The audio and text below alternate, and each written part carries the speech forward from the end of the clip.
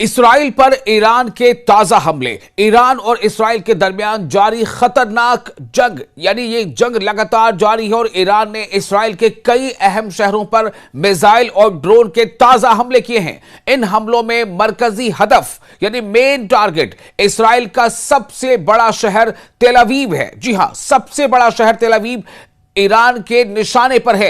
Iran Israel के तेल अवीव में लगातार मिसाइल हमले कर रहा है, लेकिन इसके अलावा हाइफा भी जो कि बंदरगाह शहर है, वहां जबरदस्त नुकसान पहुंचाया है ईरान ने अपने हमले से। और यरूशलेम जो कि इसराइल की फिलहाल दारुल हुकूमत है, वहां भी ईरान लगातार हमले कर रहा है और दीगर इलाकों में भी सायरन बजने और धमाकों की इत्तलात सामने आई हैं। यह तनाजा उस वक्त शिद्दत अख्तियार कर गया जब इसराइल और अमेरिका ने ईरान के अंदर मुतअद्दिद फौजी मिसाइल तंसीबात पर फिजाई हमले किए। इसके जवाब में ईरान ने ऐलान किया है कि वो इसराइल को बराह रास्त जवाब देगा और लगातार जवाब देता चला आ रहा है ईरान। चंद दिनों के अंदर ईरान ने इसराइल की तरफ दर्जनों बैलिस्टिक मिसाइल और ड्रोन तो बहुत सारे दागे हैं, इतने ड्रोन के उसे इंटरसेप्ट भी नहीं कर पा रहे हैं। यानी इसराइल का जो आयरन डोम है उसका कहीं ना कहीं शिराजा बिखरता नजर आ रहा है। रिपोर्ट्स के मुताबिक ईरान ने अब तक 90 से ज्यादा हमले किए, जिनमें से अक्सर हमलों का हदफ यानी टारगेट इसराइल के मुख्तलिफ शहर रहे हैं। एक एक करके आपको बताते हैं। तेल अवीव पर सबसे बड़ा हमला। जी हां, ईरानी हमले का सबसे बड़ा जो निशाना है वो इसराइल के अंदर शहर तेल अवीव है, जो इसराइल का सबसे बड़ा शहर माना जाता है। ईरान के हमलों का सबसे बड़ा हदफ तेल अवीव रहा है। इस शहर पर कई मरहलों में मिसाइल दागे गए हैं। तेल अवीव पर हुए हमले बेहद खतरनाक और खौफ पैदा करने वाले रहे हैं। कम से कम 50 इमारतों को तेल अवीव में नुकसान पहुंचा है। कई रिहायशी अपार्टमेंट भी इससे मुतासिर हुए हैं। तेल अवीव पर अलग अलग तरह के तरीकों का इस्तेमाल ईरान कर रहा है हमले करने के लिए। कभी ईरान तेल अवीव पर वहां ड्रोन भेजता है और ऐसे ड्रोन हैं जो इंटरसेप्ट भी कई बार नहीं किए जा सकते, और यही नतीजा है कि ये ड्रोन लगातार वहां कामयाबी के साथ अपने हदफ को निशाना बना रहे हैं। उसके अलावा ईरान ने बैलिस्टिक मिसाइलों का भी इस्तेमाल किया है। तेल अवीव पर सैकड़ों अफराद को घरों से निकालकर महफूज मकामात पर मुंतकिल किया जाना इसराइल की मजबूरी बन गई है। तेल अवीव में जैसे ही सायरन बजना शुरू होता है, वैसे ही पूरी ऐसा लगता है कि दुनिया थम गई हो। जो जहां है वहीं पर गाड़ी खड़ी करके और फौरन शेल्टर में जाना उसकी मजबूरी हो जाती है। तेल अवीव में बंकर्स में जाकर लोग छिप जाते हैं, घंटों बंकर्स में छिपे रहते हैं। एक ईरानी मिसाइल ने तो एक इमारत को निशाना इस तरह से बनाया कि वो इमारत थी भी पहले, कभी इसका अंदाजा नहीं हो पाया। मुतअद्दिद अफराद जख्मी हुए, जबकि गैर मुसद्दका तौर पर कई अमवातों की खबरें भी हैं, कई अमवात की खबरें हैं। कुछ तारीखी इमारतें भी मुतासिर हुई है तेल अवीव में। ईरान के जो हमले तेल अवीव में हो रहे हैं उनमें कई तारीखी इमारतें भी मुतासिर हुई हैं, जिनमें बाउहाउस तर्ज की इमारतें शामिल हैं। इसके अलावा रमतगान और वसती इसराइल, जी हां, रमतगान और वसती इसराइल यानी सेंट्रल इसराइल भी ईरानी हमले के मरकज में रहा है। तेल अवीव के करीब वाक़ा है यह रमतगान शहर, और रमतगान में भी ईरानी हमलों से बुरी तरह से वहां पर यह हमले, यह शहर मुतासिर हुआ है। काफी बड़ी तबाही वहां देखी गई है। यह इलाका इसराइल के मालियाती और कारोबारी मरकज के करीब वाक़ा है। आपको बताया कि रमतगान में एक मिसाइल रहायशी इमारत के करीब गिरा, कई फलकपोश इमारतों को नुकसान पहुंचा। सर्च और रेस्क्यू टीमें मलबा हटाने में मसरूफ नजर आईं। सबसे बड़ी बात यह है कि ईरानी हमलों में जो मिसाइल इस्तेमाल हो रहे हैं, जो ड्रोन इस्तेमाल हो रहे हैं, उन तमाम को इसराइल की जो दिफाई निजाम है उसे इंटरसेप्ट करने में मुश्किल पेश आ रही है, और दिफाई निजाम लगातार उसे डॉज करते हुए, उसे जो है धोखा देते हुए, जो ईरानी मिसाइल हैं, ईरानी ड्रोन्स हैं, वो लगातार अपने हदफ को निशाना बना रहे हैं और इसराइल के अलग अलग शहरों में बड़ी तबाही मचा रहे हैं। इसी में एक और इसराइली टारगेट है हाइफा। जी हां, हाइफा के बारे में आप जानते हैं कि हाइफा एक बंदरगाही शहर है। तो हाइफा जो है वो पोर्ट सिटी कहलाता है और इस शहर पर हमले का मतलब है कि इस्राइल की जो कमर है, यानी मालियाती कमर, उसे तोड़ देना। नाज़रीन, आपको बता दें कि इस्राइल के शुमाली शहर हाइफा पर भी मिसाइल दागे गए हैं। यह शहर इस्राइल की अहम बंदरगाह और सनती मरकज है, इसलिए इस शहर पर जो हमले हो रहे हैं वो इस नुक्ते नजर से इकोनॉमिकल पॉइंट ऑफ व्यू से काफी असरदार हैं। रिपोर्ट्स के मुताबिक हाइफा बंदरगाह के करीब धमाके हुए हैं, बिजली घर के करीब आग लग गई, कई अफराद जख्मी हो गए। हाइफा की बंदरगाह इस्राइल की तिजारत और फौजी रसद के लिए इंतहाई अहम समझी जाती है। हाइफा सिटी का तबाह होने का मतलब है कि इस्राइल के लिए बहुत बड़ी परेशानी का खड़ा हो जाना। हालांकि हाइफा जो पोर्ट सिटी है इसमें नुकसान अभी बहुत पहुंचा है, लेकिन ऐसा भी नहीं है कि यह सिटी पूरी तरह से तबाह हो गई हो। इसके अलावा एक और बड़ा शहर है बैत शम्स। बैत शम्स में बड़ा जानी नुकसान भी इस्राइल को उठाना पड़ा है। सबसे ज्यादा जानी नुकसान शहर बैत शम्स में हुआ है। यह बैत शम्स, आपको बता दें कि ईरानी हमलों का पहले ही और दूसरा जो हमला था दौर का, उसमें ही ईरान ने जबरदस्त नुकसान पहुंचाया। ईरानी अवाम और दुनिया भी यह जानकर हैरान है कि आखिर इस्राइल के दिफाई निजाम को क्या हो गया है। क्या हो गया इस्राइल का थार्ड सिस्टम, क्या हो गया इस्राइल का एरो सिस्टम, और क्या हो गया इस्राइल के आयरन डोम को। चूंकि आयरन डोम को भी लगातार धोखा देते हुए, उसे डॉज करते हुए ईरान के मिसाइल, ईरान के ड्रोन्स लगातार अपने अहदाफ को, अपने टारगेट को हिट कर रहे हैं। और इस्राइल के लोगों में इस कदर बेचैनी है कि मज़ाफाती इलाके में कई खानदान, कई परिवार वो अपने घरों को छोड़कर वहां से भाग गए हैं। आपको बता दें कि बैत शम्स में जो हमला हुआ है उसमें 12 अफराद हलाक हुए हैं। बैत शम्स के हमले में जो रिपोर्ट्स आई है उसमें 12 हलाकतें हुई हैं, 50 से ज्यादा जख्मी हुए हैं, कई अफराद लापता बताए गए हैं। अब ये लापता अफराद जो है, क्या उनकी मौत हो गई है, ये अभी वो तहकीकाती इदारों का काम है कि उसे जांचे। ये हमला इस्राइल में ईरानी मिसाइल हमलों का सबसे मुहलिक यानी खतरनाक हमला समझा जा रहा है। इस्राइल में ईरानी मिसाइल हमलों का अगला निशाना यरूशलेम, जी हां, इस्राइल की दारुल हुकूमत, इस्राइल की राजधानी यरूशलेम। यरूशलेम में भी सायरन लगातार बजते सुने गए। इस्राइल के दारुल हुकूमत यरूशलेम में भी मिसाइल खतरे के सायरन बजाते सुनाए गए। एक मिसाइल मगरबी यरूशलेम के करीब गिरा, जिससे सड़कों को जबरदस्त नुकसान पहुंचा, गाड़ियों को नुकसान पहुंचा, कई गाड़ियों में आग लग गई, कई अफराद जख्मी हो गए।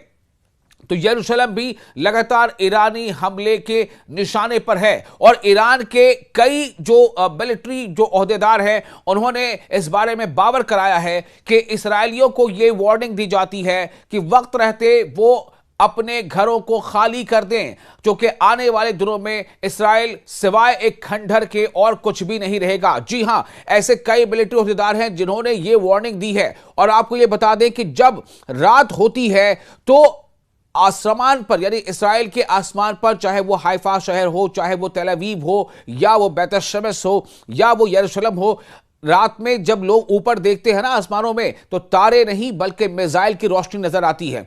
जबरदस्त तरीके से मिसाइल दाग रहा है ईरान इस्राइल पर। और सबसे बड़ी बात यह है कि आखिर ये तमाम मिसाइल इंटरसेप्ट किए क्यों नहीं जा पा रहे हैं। उसका एक बड़ी वजह यह है कि ईरान ने इस बार एक नई टेक्निक जो है वो दिखाई है इस्राइल की फलक पर। वहां पर वो क्लस्टर मिसाइल से हमले कर रहा है। जैसे ही मिसाइल हवा में जब वो बिल्कुल अपने टारगेट के करीब पहुंच चुका होता है, उससे कुछ ही देर पहले वो क्लस्टर यानी कि वो टुकड़े टुकड़े होकर कई अलग अलग मिसाइल में तब्दील हो जाता है। यानी कि एक बड़ा मिसाइल वो करीब छोटे छोटे 80 मिसाइल में तब्दील हो जाता है। और उसे इंटरसेप्ट करना किसी भी दिफाई निजाम के लिए अब तक कारगर साबित नहीं हुआ है। किसी भी आयरन डोम, किसी भी थार्ड के लिए यह मुमकिन नहीं है कि एक साथ वो 80 मिसाइलों को इंटरसेप्ट कर ले, क्योंकि वो क्लस्टर मिसाइल है। अगर 2 से 3 बैलिस्टिक मिसाइल आगे, 2 से 3 दूसरे मिसाइल आगे जिनका जो क्लस्टर मिसाइल है, तो आप समझ ले 80 को आप इजाफा कर ले, 80 गुना 3, तो ये मुमकिन नहीं हो पा रहा है। और यही वजह है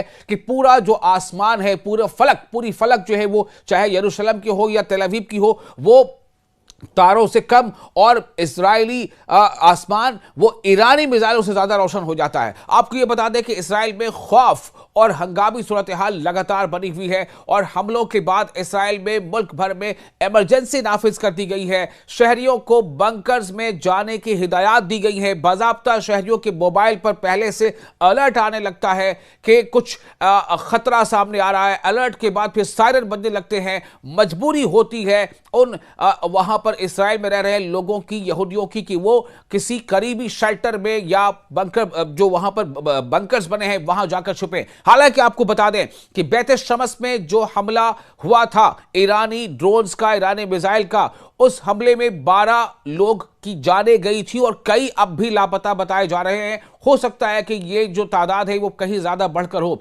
तो ये जो हलाकतें हुई थी ये उन्हीं लोगों की हुई थी जो शेल्टर्स में रह रहे थे, जिन्होंने बंकर्स में पनाह ले रखा था, उन्हीं की मौत हुई थी। तो इसका मतलब यह हुआ कि कुछ मिसाइल ईरान ने इतने ताकतवर भी दागे हैं जो बंकर्स या जो शेल्टर्स बनाए गए हैं लोगों के लिए, वो भी उन्हें बचा नहीं पा रहे हैं।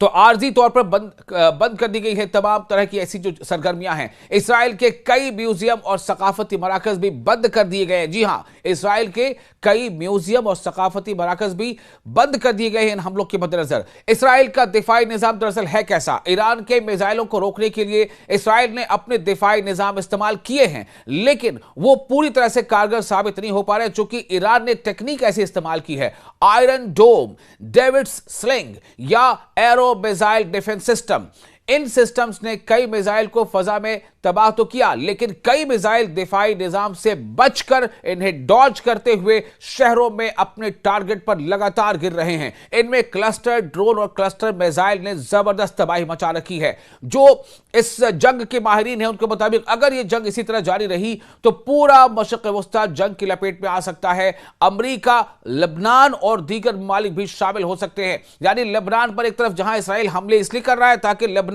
इसराइल पर हमले शुरू न कर दे, लेकिन लेबनान ने जवाबी हमला शुरू कर दिया है और लेबनान के जवाबी हमले से यानी इसराइल के अलग अलग शहरों पर एक तरफ तो ईरान जो है अपने मिसाइल दाग रहा है, ड्रोन हमले कर रहा है, और दूसरी तरफ लेबनान भी अब इसराइल पर लगातार हमले कर रहा है। हिजबुल्लाह ने भी कई मिसाइल दागे हैं। हालांकि लेबनान पर इसराइली हमले भी हुए हैं और उसमें कई नुकसान वहां भी हुआ है इसराइली फजाई हमलों में, लेकिन हिजबुल्लाह ने जो मिसाइल दागे हैं और हिजबुल्लाह ने जो रॉकेट दागे हैं उससे इसराइल के जो मरकाबा जो टैंक है, 4 मरकाबा टैंकों के बारे में खबर आ रही है को बुरी तरह से तबाह कर दिया है हिजबुल्लाह ने अपने इन हमलों में। तो इसराइल ने भी ऐलान किया है कि वो ईरान के मिसाइल अड्डों को निशाना बनाएगा। ये लगातार एक दूसरी तरफ से चल रहा है। अब आपको ये बताते हैं कि ईरान के हमलों का निशाना सिर्फ इसराइल ही या इसराइल के अलग अलग शहर नहीं है, बल्कि बड़े तादाद में खलीजी ममालिक है जो इस ईरानी हमलों का निशाना बन रहे हैं। ईरान ने सिर्फ इसराइल ही नहीं बल्कि उन ममालिक को भी निशाना बनाया जहां अमरीकी फौजी अड्डे मौजूद हैं।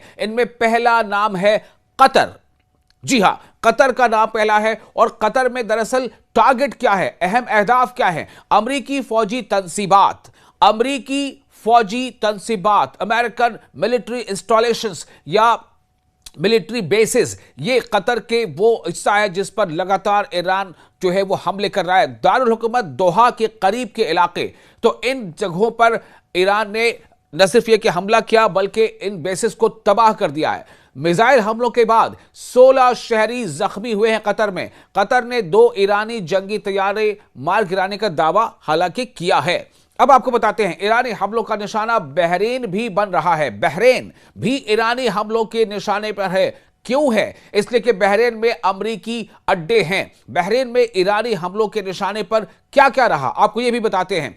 अमरीकी 5th फ्लीट का हेडक्वार्टर, जी हां, अमरीकी 5th फ्लीट का हेडक्वार्टर बहरीन में है, वो निशाने पर रहा। बंदरगाह और सनती इलाके बहरीन के ये निशाने पर रहे। नतीजा क्या है? एक शहरी हलाक जैसी की रिपोर्ट्स अभी आ रही हैं। तेल बरदार जहाज को